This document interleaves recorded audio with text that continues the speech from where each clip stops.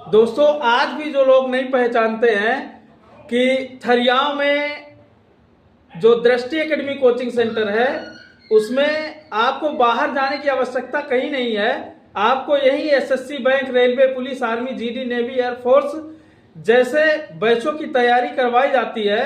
आपको बहुत कम समय में आपको सिलेबस को पूरा करवा दिया जाता है और बहुत ही बेहतरीन तरीके से आपको हर सब्जेक्ट पढ़ाया जाता है। ठीक है, जिसमें हम आपको गणित पढ़ाते हैं। जैसे गणित के सवाल कैसे हम पढ़ाते हैं या आपको बताते हैं। जैसे आपके सामने बोर्ड में एक सवाल लिखा हुआ है अनुपात तथा समानुपात का। एक बैग में ₹1.50 तथा 25 पैसे के सिक्कों का अनुपात 2:3:4 है। यदि बैग में कुल राशि 216 रुपए है तो 50 पैसों को सिक्कों की संख्या ज्ञात करना है। ठीक है, अब देखो ये ₹1 है और 50 पैसे है और 25 पैसे है।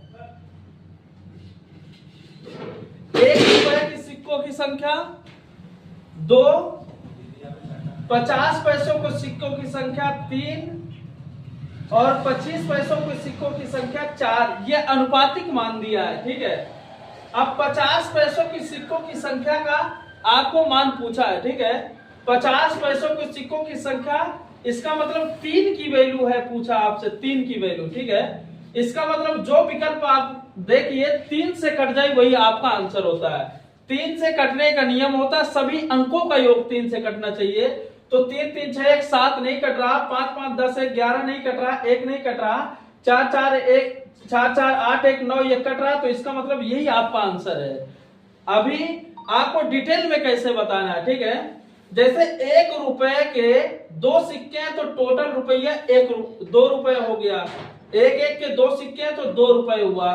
50 पैसे के 3 सिक्के हैं तो ये ₹1.5 हो गया। 25 पैसे के 4 सिक्के हैं तो ₹1 हो गया।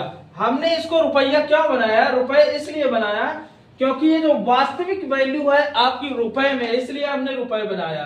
₹2, एक ये ₹3, ये ₹4। इसका मतलब ₹4.5। ₹4.5 को आप लिख सकते हो 9 का आधा। 9 का आधा ये रिप्रेजेंट कर रहा 216 रुपए को। तो ये देखो इधर भाग में, उधर जाएगा गुणे में, तो 9 से काट दीजिए आप। 9 दूनिया 18, 9 चौको 36। देखो एक की वैल्यू निकालोगे 48। 9 दूनिया 18 हो गया, 2 20 1 21 9 चौक 36। एक के पास हो